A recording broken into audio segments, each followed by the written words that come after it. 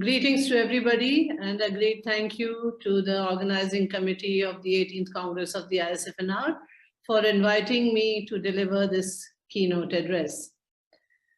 The title of my paper is Absent Emotion, Extreme Action, and Ultimate Justice. And before I start, I will share my screen with you. Some tales haunt me. One tale has haunted me for 2 decades because I did not understand why anyone composed and narrated this tale. Since it is a very short tale, I will share it with you in the words of its collectors and translators, William Crook and Ram Garib Chaube. There were 4 sons to an old woman. One day they said to her, "Mother, we want to search our livelihood in another country." The mother granted their request. The 4 left their home, and as they were passing through a narrow street, the wall of a certain house fell upon them, and one of the 4 died instantly.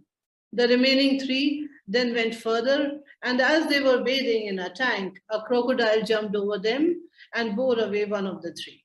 The remaining 2 then went still further, and as they were passing through a thick forest, a wild buffalo attacked them and killed one of the 2 on the spot. The 4th then returned home. His mother asked him, "What about the world?" The son replied, "Ek daha mahal ke bheet." The one died by the fall of the wall of a certain palace.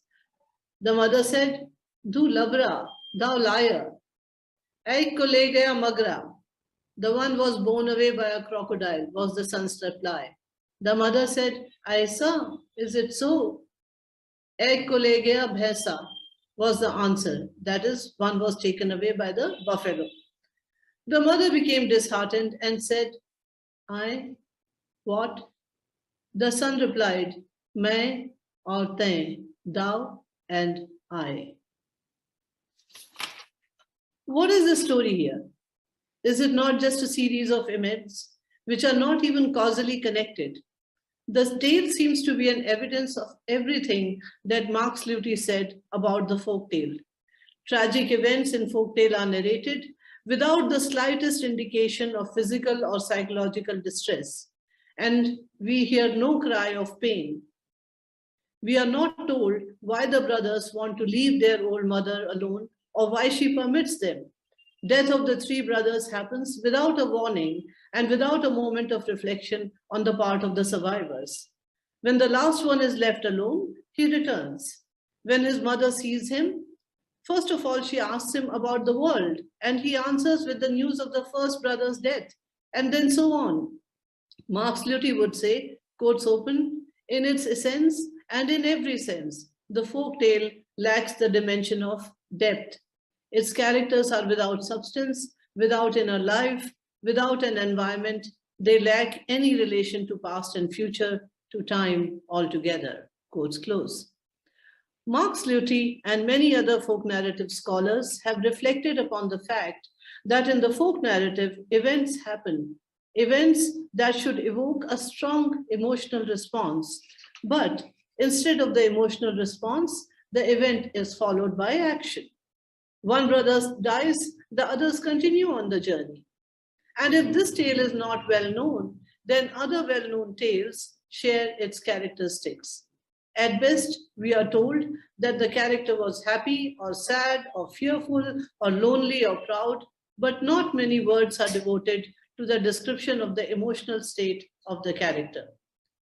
It is as if folk narrative does not know emotions beyond identifying words, or does not care for the emotional state of its characters. What matters is what one does and how one moves on. Poverty does not lead to sadness, but propels the character to go on a journey. A threatening situation does not lead to brooding over it, but making a pact with an animal or supernatural being to get out of it. And yet, the folk narrative ends in an emotional state. The famous ending of Happily Ever After is a state of everlasting happiness. Other tales end in sadness, and yet others leave the recipient to interpret the emotional nature of the ending. This does not make sense. If the folk narrative avoids delving into emotion throughout, then why does it end in an emotion? It is this question that compels us to reconsider the so-called absence of emotion in the folk narrative, and before that, to ask, what is emotion? How has it been intellectually and philosophically conceptualized in recent scholarship, and can the folk narrative relate to those concepts? In this paper today, I'm going to reflect upon 1, the place of emotion in folk narrative, 2, the relationship between emotion and action, and 3, the folk narrative's quest for morality and justice. I argue that these 3 are interlinked factors, and together they reveal the folk narrative's poetics of emotion. I will be specifically referring to Indo-European folk narrative on the basis of Grimm's folk tales compiled in the early 19th century in Germany, and Indian folk tales compiled by William Crook and Ram Garib Chaube in late 19th century India. Theories of emotion can be broadly divided into 2 categories. 1, the feeling theory, and 2, the cognitive theory. The feeling theory was first articulated by Descartes in his work, Passions of the Soul. As per this theory, feeling is central to the emotion, and feelings are triggered in human beings by external or internal stimuli, but are not consciously produced. Each emotion is different from the other on the basis of feelings. Quotes open. Thus, anger, fear, sadness, or resentment are differentiated on the basis of each emotion's distinctive feeling. Quotes close. That's Newbery. The feeling theory considers feelings and therefore emotions to be beyond the control of human beings, but postulates that the consequences of these emotions can be controlled. So anger may not be vented directly and may be controlled by the individual. It recognizes the fact that it may not always be possible to control feelings and their consequences. There is consensus that feelings arise by themselves, but the issue is whether they can be controlled. This theoretical question itself is the subject of folk narrative. I am reminded of a very short tale from the Crook and Chaube collection of Indian tales, which is about anger. The story is called Testing a Jogi. A man decides to test a jogi. A jogi is an ascetic, and ascetics are expected to have conquered their emotions or are not expected to be swayed by emotion. So the man goes to a jogi and asks for fire. The jogi says he does not have any. The man repeatedly asks for the fire, and the jogi keeps losing his cool. Finally, on being asked for the 4th time, he gets totally angry and runs with a stick towards the man. The man runs away laughing and saying, "Now the fire is really burning." The story engages with the theoretical question, is it possible to control emotions? It highlights the difficulties involved in the management of emotions. Humor, playfulness, and irreverence are other emotions that are part of this story, but never identified as such. The second theory of emotions is the cognitive theory. Although it is not one single whole and has many different schools of thought within, but the underlying commonality is that emotions are connected to other beliefs and perceptions. Comparatively speaking, the feeling theory considers the subject to be a more passive recipient of feelings than the cognitivists. As for the cognitive theory, beliefs and perceptions are social in nature and form the larger framework within which the individual takes cognizance and experiences emotions. So to feel anger, one has to know that this is something to be angry about. To feel resentment, one has to participate in a larger set of beliefs. For the cognitive theory, emotions do not arise in a vacuum, but are located within the larger perception of the individual. For example, To feel devotion, one must have a concept of the divine. To feel patriotic and be willing to die for one's nation, one must believe in the idea of the nation. Regarding the control over emotions, quotes open, cognitivists grant a much broader range of control. Quotes close, that's Newbery again. As individuals can, quotes open again, control their cognitive states, quotes close. For example, one can change one's beliefs under newer influences. Cognitivists differ on the question whether emotions can be directly controlled. Some do believe that emotions cannot be controlled. According to them, perception may change, but it may still not change one's emotion. For example, knowing that smoking is bad for health may not reduce the feeling of relief or relaxation derived from smoking. Other cognitivists postulate that we choose our emotions. For example, knowledge about the functioning of the dairy industry might induce one to become vegan. Folk narrative would justify the cognitivist too, as in this story. A king goes out at night in disguise to get a real hang of the situation of his people. He meets a thief and agrees to assist him in his robberies that night. Thief is a master in breaking into rich traders' houses. He enters the first one, but comes out empty-handed, saying that he accidentally ate salt in the house and is therefore obliged to be loyal to the owners. Enters the second house, comes out empty-handed, saying he overheard the man talking to his wife about their savings not being enough for their daughter's wedding and felt compassion and did not ruin the man. Enters the third house and comes out with nothing because he is the owner agonizing over the difference of a single paisa or penny or cent in his accounts of the day and wonders what would happen to him if his entire wealth is stolen from him. He pitied the man. By then, dawn is about to break, so he suggests to his assistant that they should rob the state treasury and does so without guilt.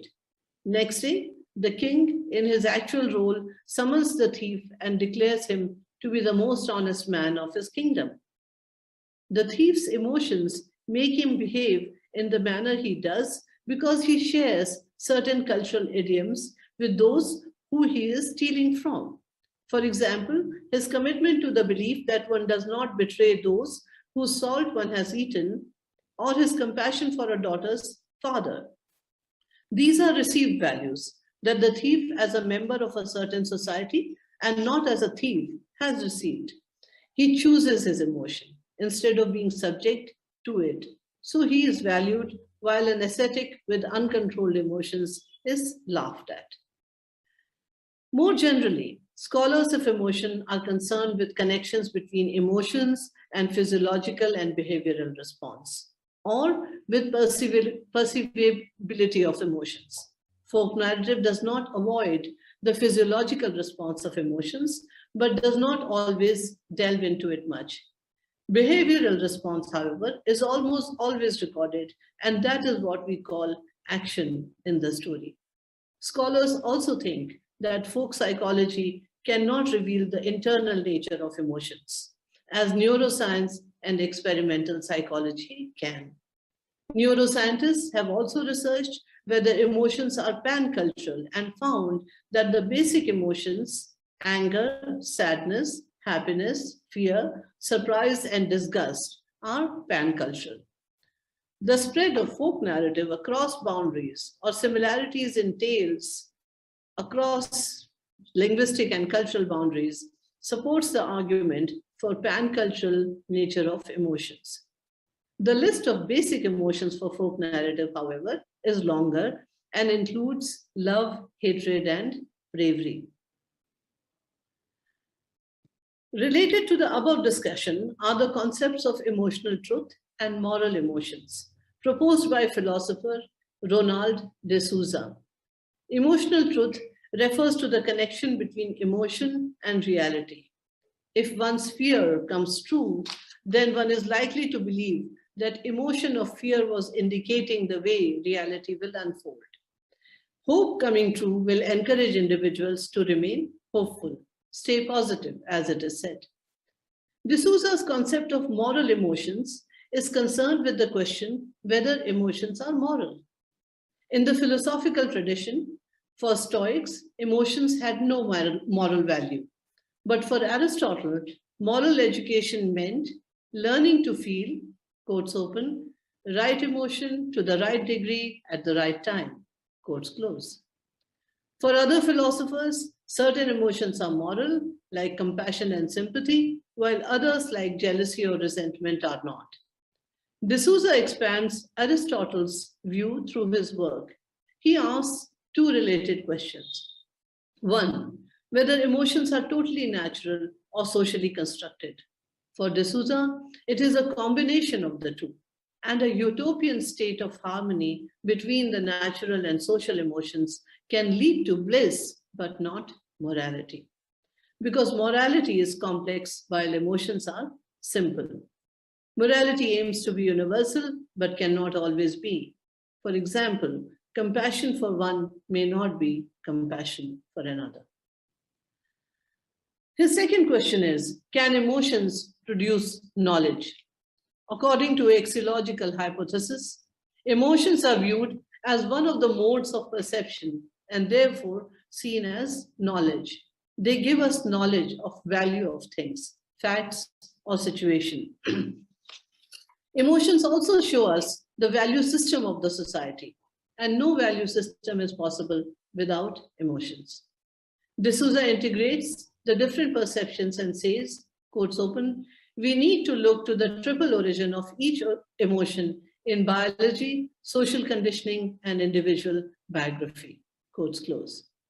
D'Souza's proposition is, quotes open, if our emotions are both defendant, judge, and jury in moral matters, then true moral progress is emotional progress, governed by a regulative ideal of fully comprehensive, adequate emotional response, quotes close.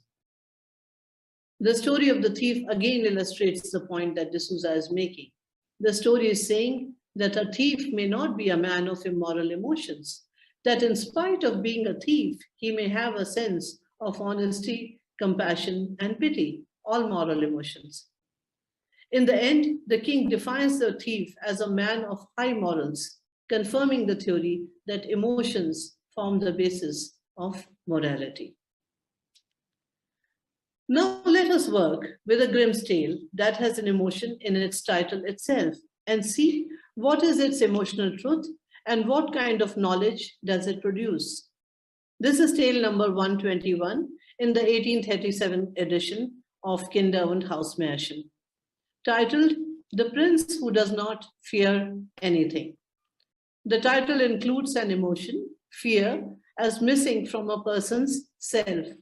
So the story is about what can happen when someone is not afraid of anything. We are told right in the beginning that the hero does not like or is not happy in his parental home. If happiness is an emotion, so is unhappiness. The first emotion, therefore, in the story is unhappiness. The combination of the missing emotion, fear, and the present emotion, unhappiness, motivate him to go out in the world and seek new experiences. On his way, he rests in front of the house of a giant. Seeing huge balls and a bat, he starts to play with them. The unsaid emotions are relaxation and playfulness. Giant comes out and is surprised to see an ordinary human being playing with his balls. Pun is not intended, it's in the text itself. As readers, we now learn that absence of fear causes the hero to be extremely capable. The giant challenges him to get the apple from the tree of life for no particular reason, so one can say he feels like challenging the man. The hero accepts for no reason or gain, so one can say he too feels like accepting. The giant tells him of many hurdles or tries to give him the emotion of fear.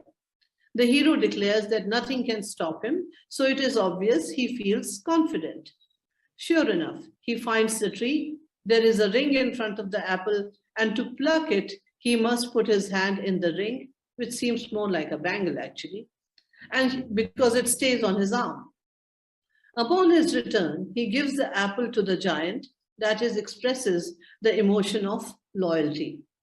But he does not give the ring, or in other words, he is cautious.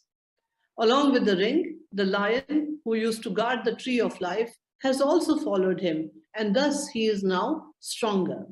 Yet he is cheated and has series of mishaps from which the lion rescues him, until he is able to return to the girl he had met near the tree of life, who heals his wounds with the water of life, and the story ends with the description of a happy wedding communal meal. If we look at the pattern of emotion and reason in the story, we see that they are like two interwoven strands.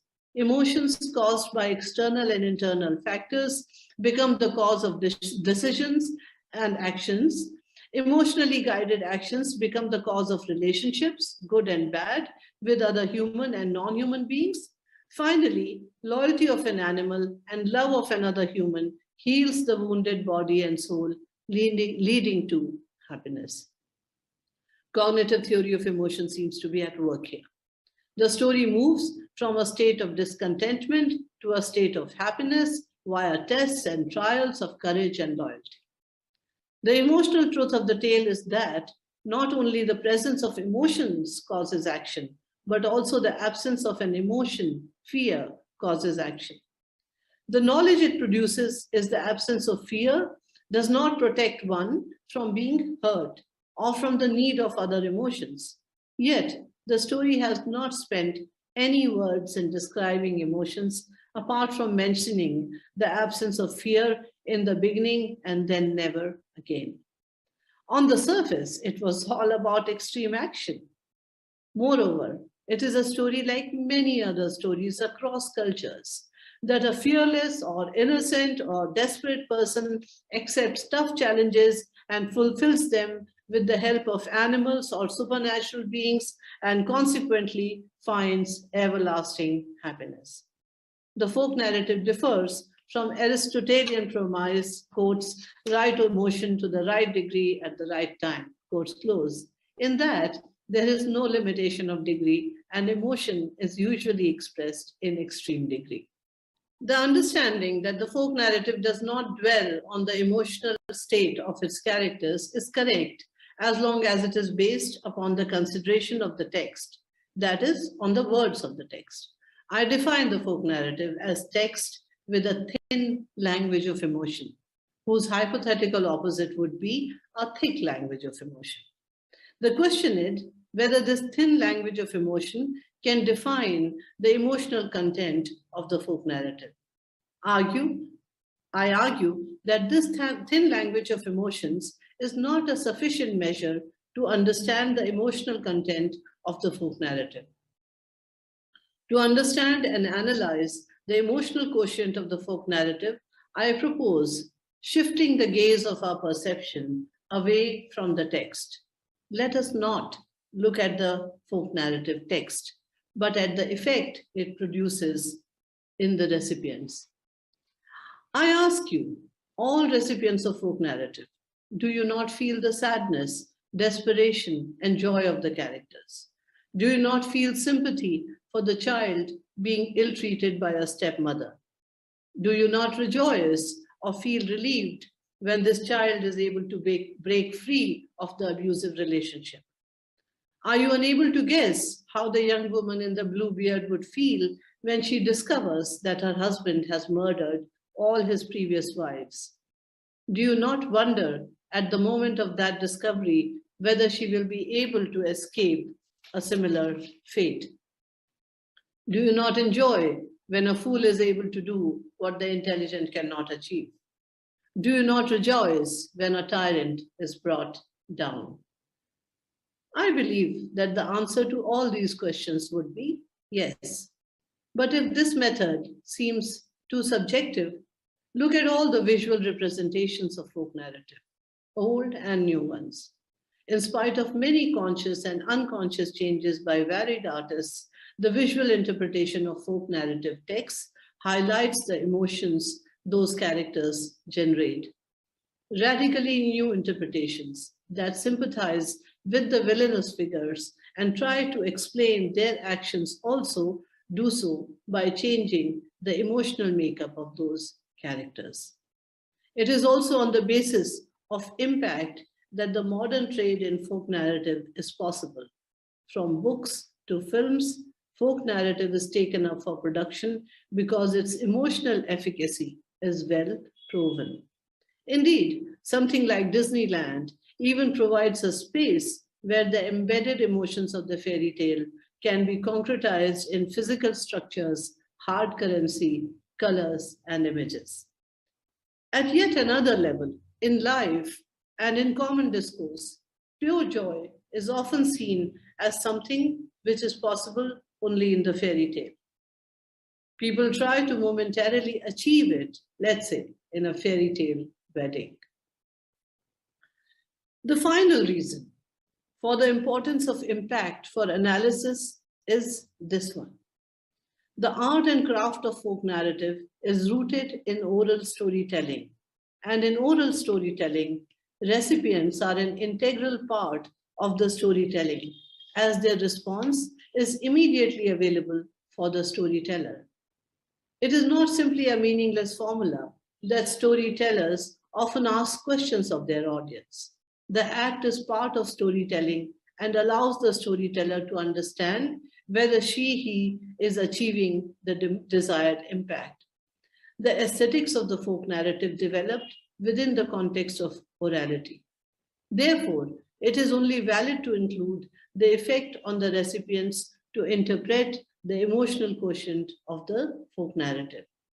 It is on the basis of the feelings of the recipients that the folk narrative has made and kept its place in society. All these visible, invisible, and linguistic responses to fairy tale at the social level show that recipients respond emotionally to folk narrative, or that the folk narrative causes emotions to be experienced. And some of them are emotions experienced exclusively through the folk narrative. If the folk narrative hardly mentions emotions, then how come recipients feel the emotions? If we reconsider the Indo-European folk narrative, we will see that every story has at least one dominant emotion and many other emotions along the way. It is not necessary that the dominant emotion will drive the story, but its fulfillment will be achieved. Characters experience conflicting emotions, face emotional dilemmas, and need to make a decision in favor of one or the other. Complexity of emotions is not alien to folk narrative, and it engages with it. The good and evil in folk narrative is often not a character, but a moral or immoral desire or decision. Characters desire to have what is not theirs, experience greed, are ready to go out and do whatever it takes to fulfill their immoral desires. Heroes always fight those with immoral emotions and are themselves driven by moral emotions of compassion, loyalty, and love. There are also gray areas, for example, a justified revenge, as in the story of the rat catcher of Hamelin or the Pied Piper of Hamelin. The rat catcher rids the town of rats or does the job he has been assigned. But the employers do something immoral. They don't pay him. So he plays his pipe again, and this time, instead of the rats, children of the town follow him, and he disappears with them. The story leaves it at that and let the recipients decide whether the Pied Piper's actions are justified. The moral dilemma is for the audience: justice for the worker or compassion for the innocent children. Who would decide with? Either way, the final emotion of the story is sadness. At this point, I would like to return to the tale that has haunted me and that I cited in the beginning. Let us reconsider it, for it lacks any word of emotion. When I read the tale, which starts with an old woman whose 4 sons are going away to earn a livelihood, Leaving her alone, they seem poor and desperate, and I sympathize with them. When the first brother dies, in the fourth sentence of the story, because a wall they are walking next to just collapses on him, I feel surprised, shocked. But his brothers just move on. When the second brother is snatched away by a crocodile while they are washing themselves at a pond, I feel sad. The rest too walk on through the forest. Then they are suddenly attacked by a wild buffalo and one is killed. The sense of tragedy or of destiny does not escape me. When the fourth returns and is about to tell his old mother, the pathos is unbearable. At the news of the first brother, the mother says, "You liar." She does not believe him, or in other words, is shocked and goes in denial mode. The son simply informs of the second death, and she says, "Is it so?" What can be understood from it except that she is dismayed and devastated? At the news of the third death, she says, "What?" The poor woman's sorrow is obviously beyond her own comprehension. The son says, "Thou and I." The story ends. What does the son say at the end? Does he console his mother that they still have each other? Or articulates the fact that only two out of the 5 members of their family are left? Considering the manner in which he has informed her, he seems like an emotional wreck himself. Anyhow, the storyteller has not given us a word of any emotion felt by anyone. So how did I feel? Surprise, sadness, sorrow, and pathos or pity. The question to myself leads me to notice something about the folk narrative that might explain why it does not slow down from its action-oriented structure to ponder over emotions. Emotions which are undoubtedly connected with those situations. It seems to me that there are 2 reasons. One, the folk narrative expects an active engagement from its recipient. It does not imagine the recipient to be a passive character in need of being explicitly told when the characters of the story are feeling pain or joy or compassion or any other emotion. It expects the recipient to feel an emotion as an effect of the action or situation, or feel the emotional conflict and dilemma of the characters as their own. The fast action hits the recipient with emotion, at times with one emotion after another in quick succession. In the story of the 4 brothers, there are 2 emotions, surprise and sadness. One of the emotions, sadness, keeps increasing in intensity. From an everyday desperation to the ultimate pathos, it is just one emotion that gets intensified. No language of emotion, but just sequence of events which the characters are also passive recipients of. There is hardly any story there, no drama of many emotions, but it can leave the recipient's heart bleeding for these nameless characters. If this is also the emotion that the storyteller wanted the recipients to feel, then she or he or people have amazing art and craft of storytelling, and the story is totally successful. The story of the 4 brothers and their old mother seems to have been narrated by someone so that the most immoral of recipients may also experience compassion and sorrow for a moment. And now that I feel I understand it, it may not haunt me anymore. At least I hope. The second reason for the absence of an elaborate language of emotion seems to be located in the folk narrative's intense love of justice. Narratives are centered on a conflict and its resolution. Someone wronged has to be righted, and the wrongdoers have to be punished. It seems to me that every story is like a legal case that seeks to achieve justice at the end. The justice knows only ultimate forms. Those who are moral have compassion, courage, loyalty, and love, win the case, and when they win, they get all the rewards they desired and more. They get everything. And above all, everlasting happiness. Those who are immoral, greedy, cruel, sadistic, and are possessed with hate are revealed in the end and lose the case. And when they lose, they get the highest form of punishment, death. And additionally, death may come in very gruesome forms. Interestingly, those who win gain happiness by becoming part of a community, and there are many people and animals in that final happy image. But those who are punished are banished. They suffer their punishment alone. Justice for the righteous is equal to happiness, is equal to multi-species community life. Justice for the wrongdoer is equal to sufferance, is equal to exile from community.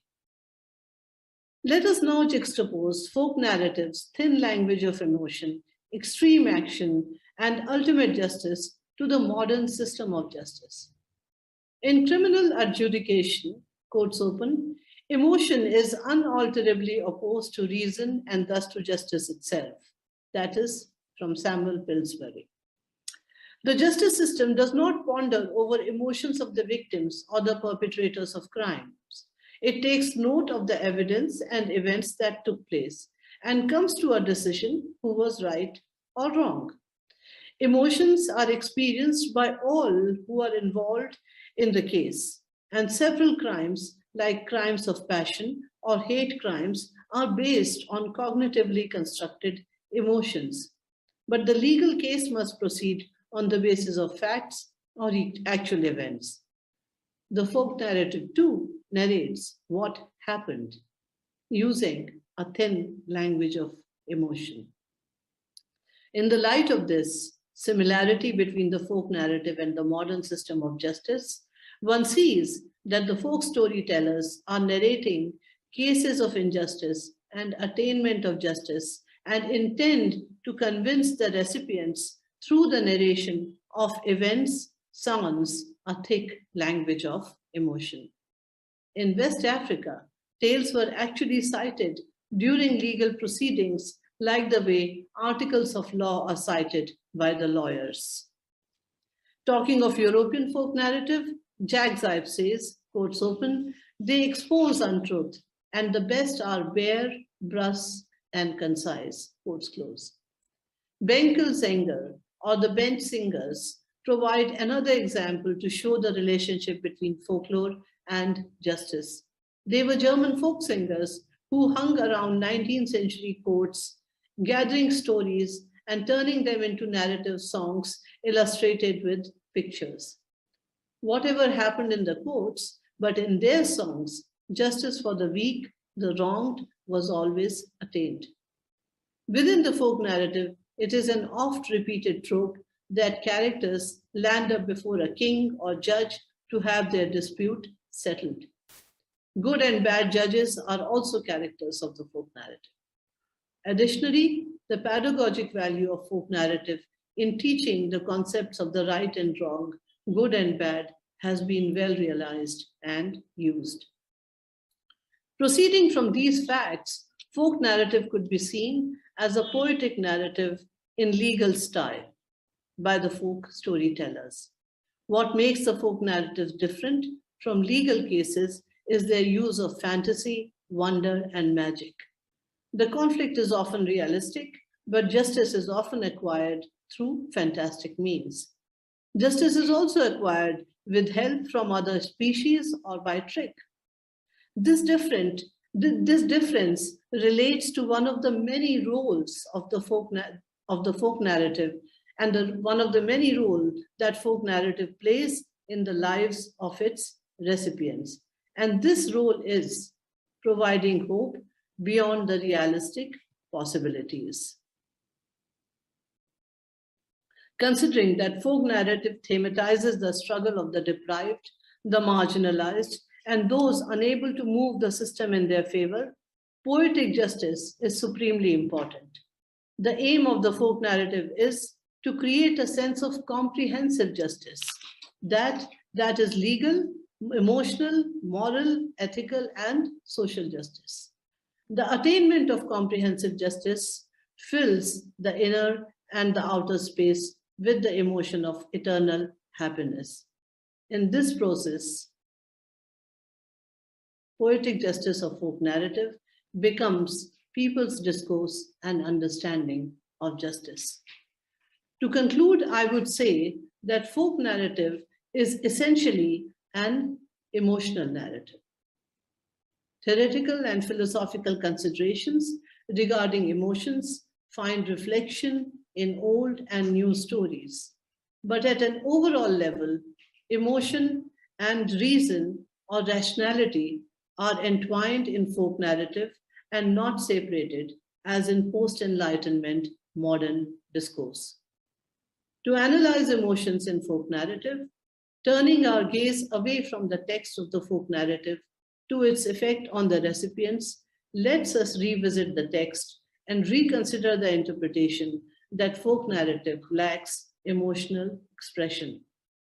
The absent emotion, extreme action, and ultimate justice function together and make the recipients, the listener, or the reader a part of the story. The recipient becomes another character who feels and wonders why the other characters do not feel. Thank you for listening. Hello, everyone.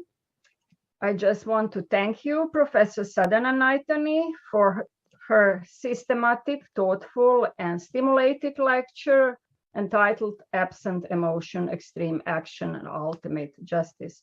Just me repeat technical instructions. Those who want to continue to follow this discussion and post questions by chat, please stay on this Vimeo channel, while those who want to participate in live conversation and ask video question must log out of this Vimeo channel and re-enter Zoom meeting at the next link or next button, join live conversation. Here in Zoom room, you can also post questions by chat option or by raising hand. Sadhana, your lecture is a wonderful follow-up of yesterday's lecture by Jan Plumper and discussion of how folklore studies can contribute to a transdisciplinary field of emotion research in epistemologically relevant way. I especially thank you for your systematic review of theories of emotions and feelings, starting from Aristotle to the Canadian philosopher Ronald de Souza, that go along with basic folklorist conclusions or intuitions. I have no doubt that this important lecture will raise a lot of questions and comments, and I'm privileged to pose the starting one. So if I understood correctly your fine argumentation, folk tales with their thick language of ethical quest for morality and ultimate justice and thin language of emotional expression seem to reflect universal human condition and satisfy universal needs, aspirations of human beings, regardless of sociocultural conditions in which these tales are retold, reinterpreted by recipients. But how this thesis to reconcile with folklorist knowledge that aesthetical and ethical adaptations of folk tales, as well as repertoire itself, change over time in each society. And given that you are well acquainted with both European and Indian history of transmission and written adaptations of folk tales and their adjustment to literary canons, to cultural or religious norms of the time, can you tell us or just give some example of how changes in value and ethical systems coincide with the changes of ideas that collectors and editors of important folk editions have about what does it mean to present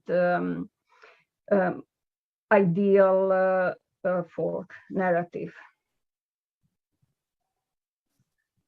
Thank you, Renata. Thank you very much for that comment. And thank you for reminding us of yesterday's keynote by Jan Plemper. And I also thought that there were a lot of interconnections between what he was talking and what we are talking as folk narrative scholars. Now, your question to me about the universality of emotions and the universality of tales, if I'm hardly proposing it, I think it is there in several kinds of literature.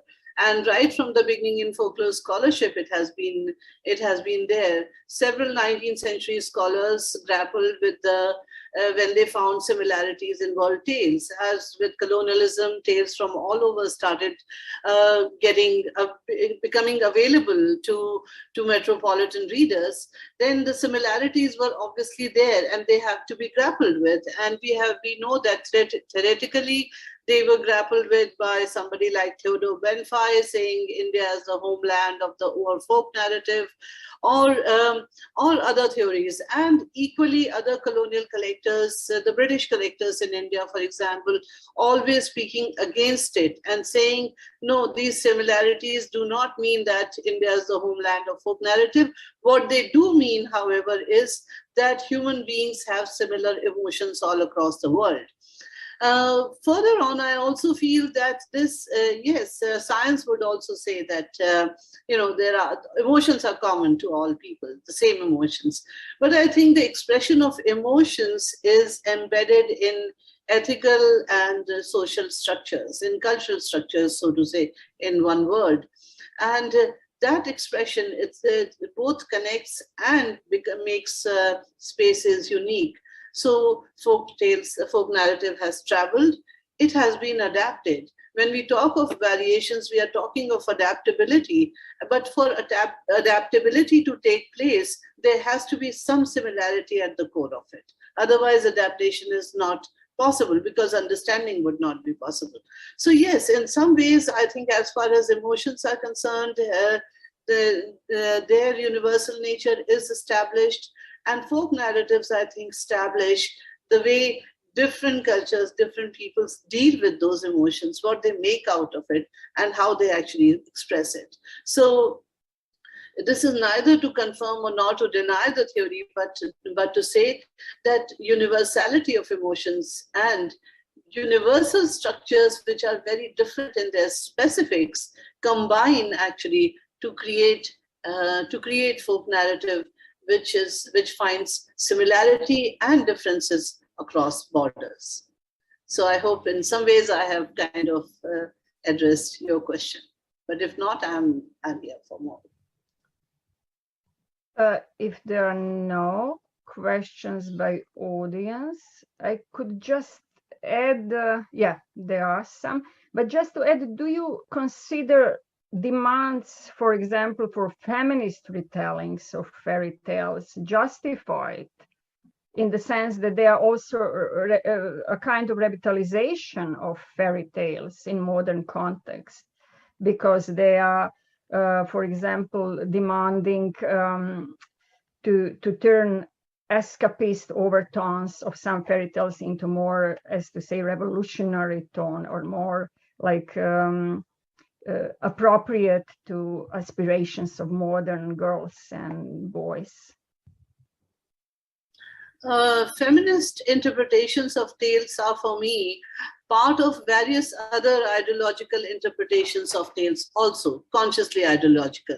All adaptations in some way have some form of ideology at its core, but interpretations are possible and all interpretations are valid. But I think as far as the creative content of the interpretations are concerned, feminist interpretations, since you're asking specifically about it, I think as far as the creative content of that is concerned, that varies from one interpretation to another, from one text, one author to another. At times it seems a little imposed from outside, but at times it really brings out the elements which are embedded in the tales, which are at the core of it, but we are not able to actually see them. So I think that creative content obviously varies as per the authors and the text. But yes, on an overall level, I would say it is as valid as other interpretations. because folk narrative, I think, is very open to interpretations. Thank you, Sadhana. We have 3 questions or comments in the row. First, Christina Bakilega, Evelina Rudan, and then Swati Sutkaran. Please, Christina, unmute yourself. Thank you. Thank you, Sadhana. This was a wonderful, wonderful talk. And in part for me, it explained the problem I was having with my own paper, where I kept thinking, oh, I'm talking about the emotion of a character here, then I'm talking about the emotion of a narrator, then I'm talking about the emotion of audiences, and how do I link them together? And I wasn't really able to do that while you did. I have a couple of comments. It struck me when you talk about the thin language of emotions in folktales. I mean, of course, I agree with Yuti, and I agree with how you're presenting that. But I also see that language of emotion as an embodied language. So we don't hear about the emotion, but we hear about the crying, the running, the backing away, the words that the characters speak. So those are all kind of actions, as you were saying, and some of them are extreme, but they're also just the embodiment of an emotion. So I wanted your response to that, and also in relation to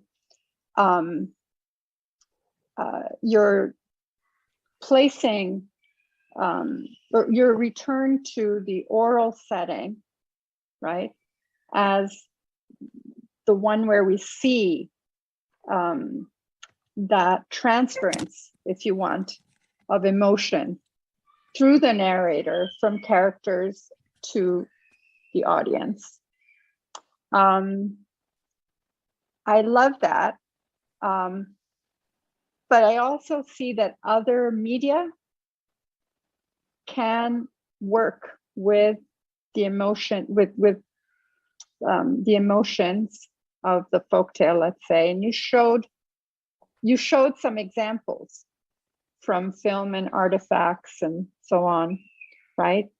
So because those emotions are embodied in the folktale, we can also see them. We imagine them visually.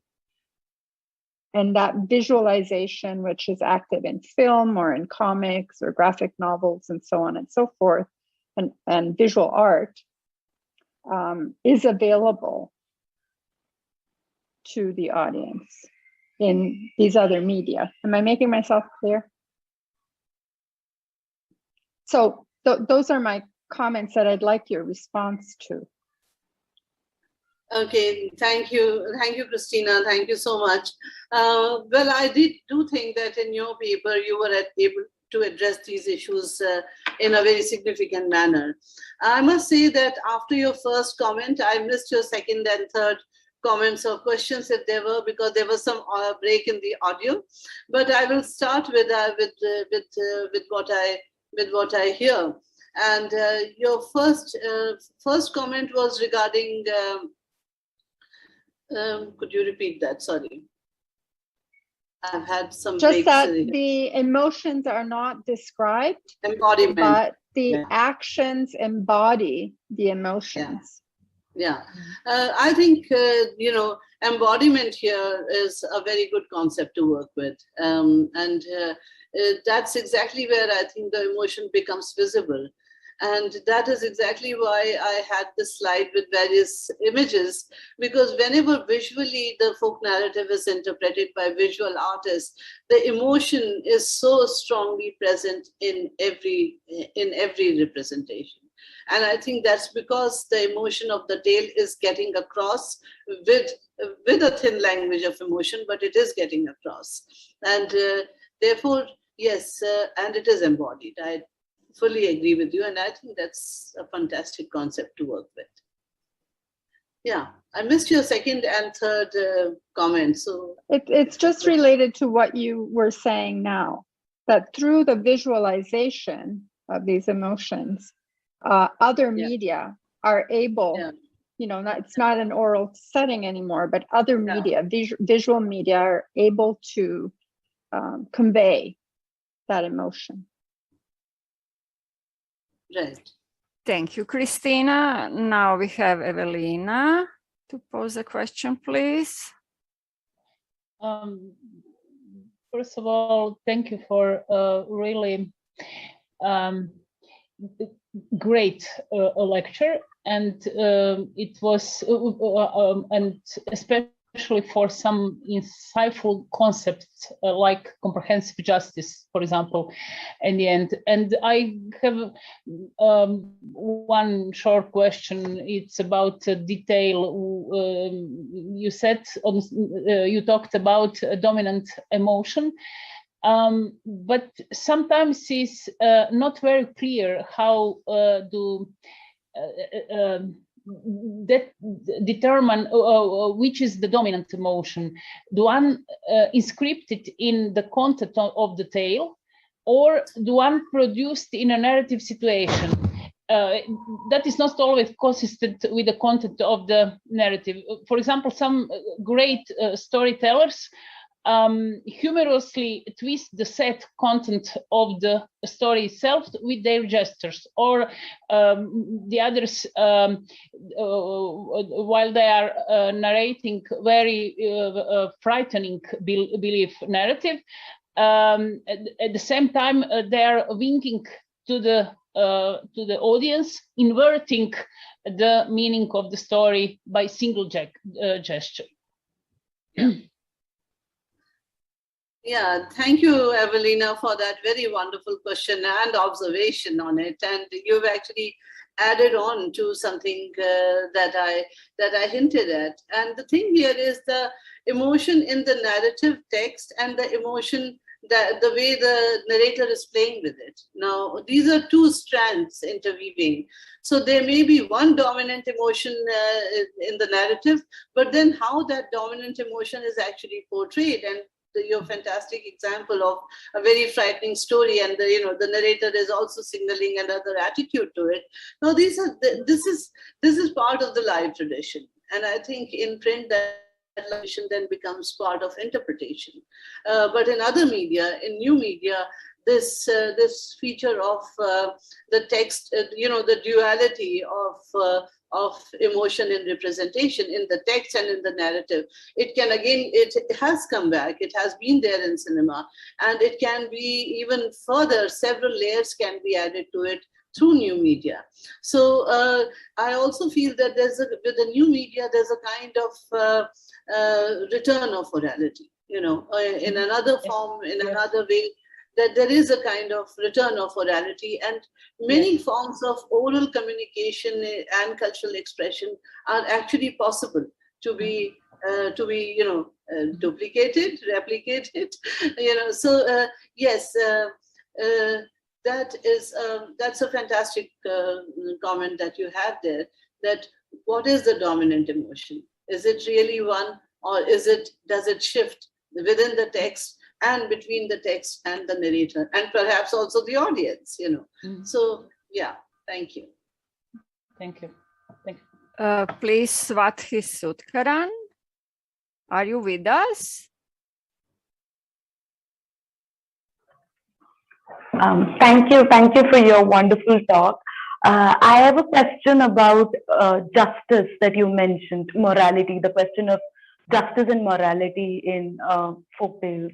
I was just wondering about what Ramanujan said about, him, about the Kannada folk tales he had collected, and the concept of Talavidhi, that things are written on your head, that this Talavidhi, which literally translates to what's written on your head, an absence of karma, a causality to, in a way, if there's a shattering of justice, because a few folk tales I've read also talk about people, cheating each other and getting away with things, and and the tale always ends with they live happily ever after. Whether so is there an absence of morality, or in some sense a shattering of rationality itself, of causal relations in folk tales?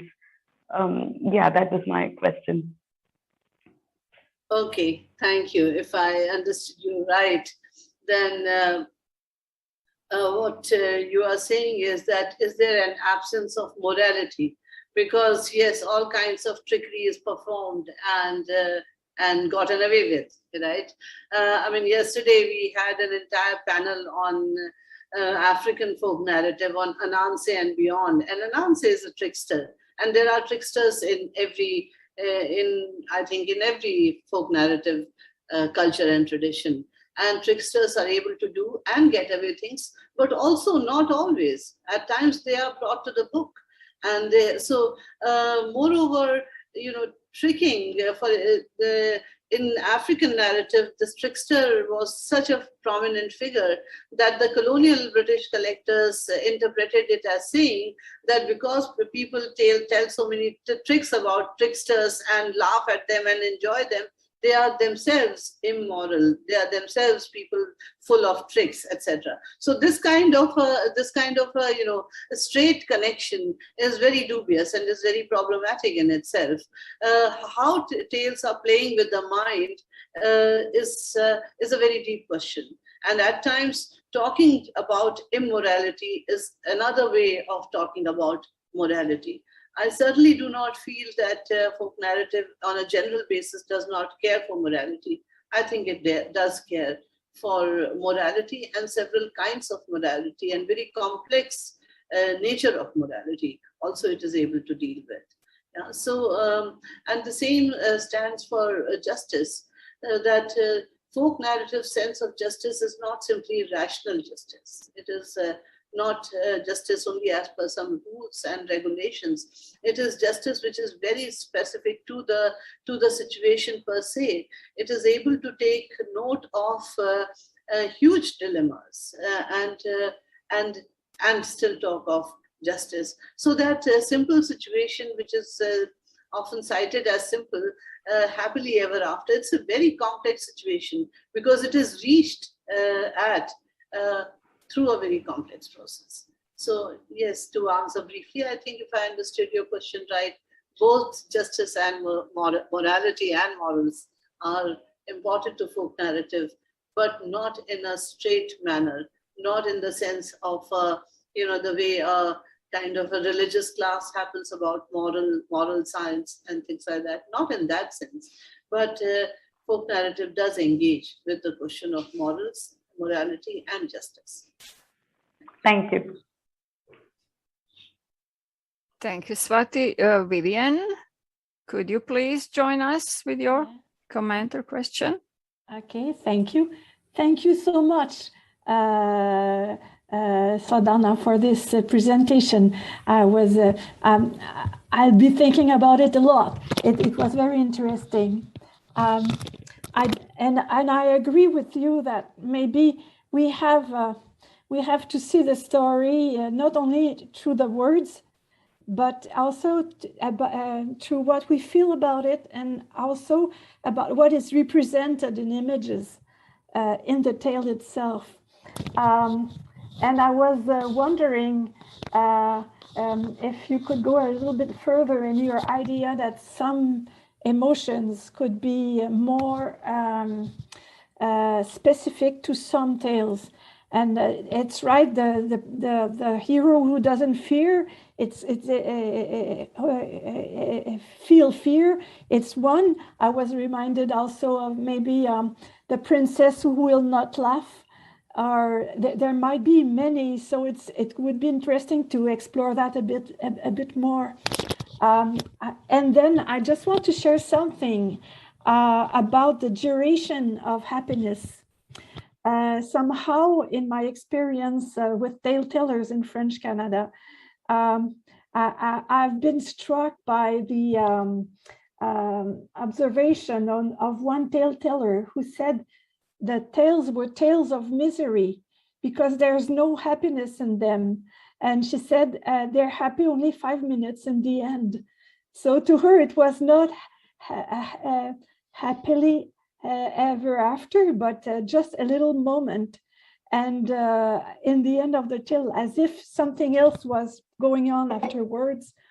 And I was thinking with your idea of the audience, that actually in wakes, in evenings where people would tell tales together, actually at the end of the tale, there was this 5 minutes, and then you're back in another tale and trouble again. So I was thinking that maybe the realm of this eternity of happiness is the realm of now.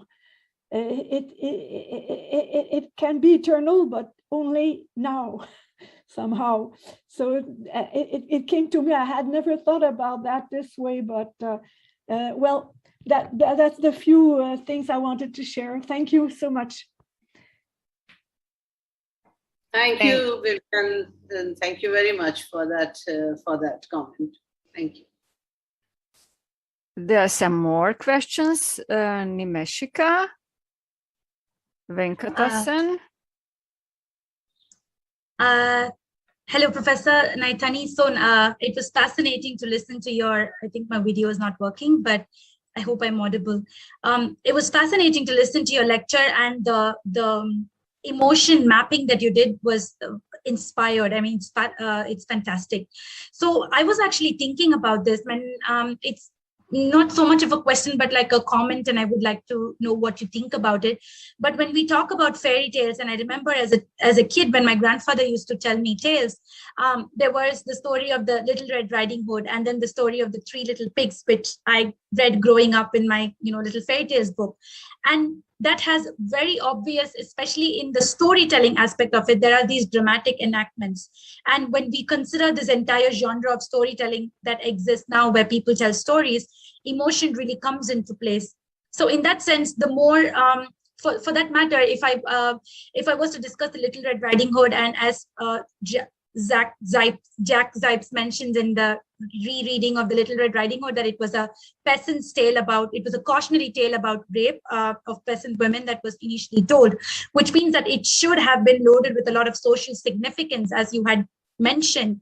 So I was wondering, what is this, if there is a change of attitude in the reception of emotions when it comes to fairy tales, when it is directed towards a younger audience, that is to children, and when it is directed towards adults, if that makes any sense.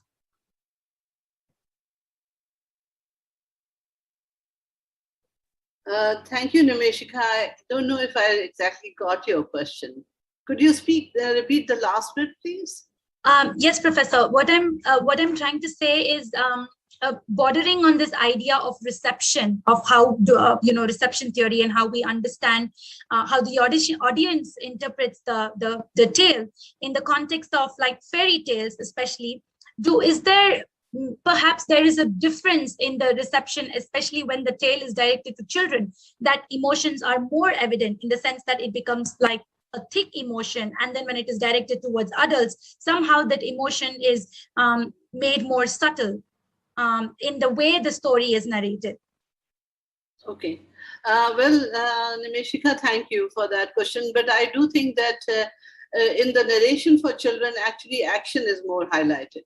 And that's how your attention is engaged. In fact, if you see the folk narrative was constructed as children's literature, but it was not essentially children's literature, it was adults. And we see that also in, for example, in the telling of the epics, how we receive epics as adults and how we receive epic stories as children. As children, you quite often miss that depth of emotion or dilemma so it is the action that speaks more, I think, when the narration is for children, whereas more contemplative interpretation is for a more adult audience. Hope that makes sense. Yes, thank you. Thank you, Nimeshika. There are some other comments or questions. I can find any in chat. I just want to ask you, Sadhana, do we actually need the conception of poetical justice? Do we actually need it? Yeah, do we actually need it? What it will be poetical justice connected only to story realm more? Since it has been around for so long, I think we must have needed it. You know, we as human beings must have needed it. And now when I think of folk narrative with reference to justice, I come to, and I'm actually writing on it at probably a more developed kind of an argument there, that actually poetic justice is the form of justice through which the common people end up talking about justice. Not law, not judges, not all that, but how do common people come to talking about justice? It is through their engagement with stories. It might have been oral folk narrative, or it might be the Netflix series today. I mean, if you see, there is such a glut of series on crimes and on emotions and on, you know, and on legalities and on the profession of lawyers, and all of them are actually they are talking about law, even profession of law. But who are they talking about that for? That is for the general audience who are not actually lawyers. And that is how we build our very view of, I don't think I have been in a courthouse ever in my life. But I do have an image of it, you know, and I do have an image of the way lawyers would argue cases. And where have I gotten it all from? I've gotten it from stories. I don't know if a real view will be shockingly different, or will it be, you know, or were the representations very realistic? I don't know. But actually, I have seen how courts function in America. And I think through more of new media and Netflix, American concepts of court, justice, the working of the law enforcement agencies, they are becoming very universally known. I mean, I'm seeing sometimes in local Indian films and all, they are talking about things which are straight coming from Hollywood movies or from Netflix series. Indian policemen don't talk like that. They never read out their laws to you. But now they start reading out their laws to you and telling you that you have the right to remain silent, etc. So all these ideas about law, legality, justice, they are interconnected. I think for the non-professionals, for the common people in general, poetic justice is where they start. How when we in newspapers, when a crime happens, especially a crime of passion happens, you know, how are people able to say that this is right or this is not right or this is correct, where they have not read law books? What their entire system of justice is actually coming from storytelling and from listening to stories. This might include religious stories as well, but it is from listening to stories, I feel. And therefore, today I think that poetic justice has received far too little credit. And I think it requires more credit. It requires more identification, because it plays a very significant role in society and in formation of ideas about justice. That's how I think we know what justice is. Thank you, Sadhana. I suggest that we expand actually the timing of this discussion for 5 minutes on expense of our break, because we have 2 questions by Eva and by Teresa, but please be quick.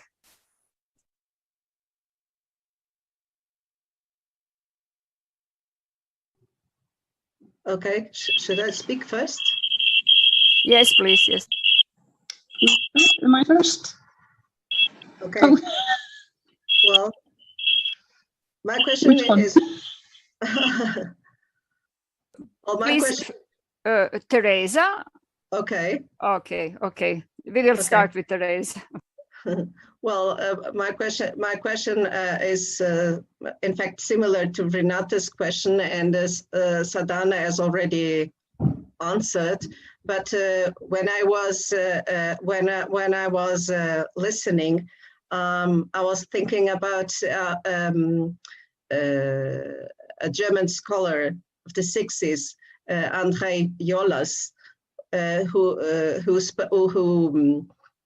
wrote a book, Simple Forms, Einfache Formen, and one of the subjects he's interested in is justice and ethics. And and your answer, Sadhana, has to do with the difference that he establishes between the ethic of the event and the ethics of the event and the ethics and philosophical ethics. And the ethics of folktales are ethics of the event itself, of the action itself. And he also speaks about naive morale.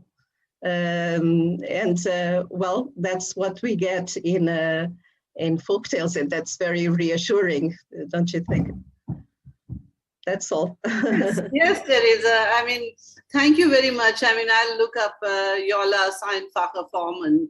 It's something that I haven't seen, but I would love to. And thank you for that. And I'm very happy to see you. It reminds me of that fantastic Grimm's conference in Lisbon. And you're very thank you. Thank you. Insightful paper there.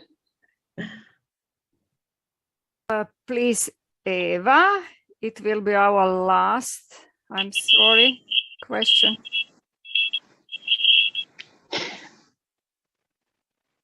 Thank you. Sorry about the misunderstanding before.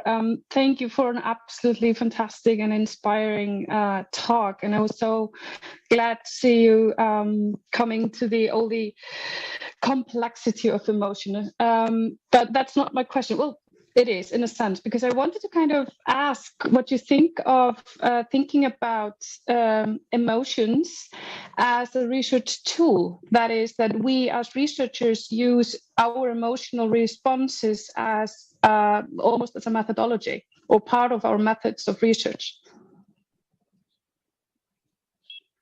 Indeed, I think you've hit the nail on the head, as they say, that of course, the researcher's emotionality is part of researching emotions. Absolutely. Thank you.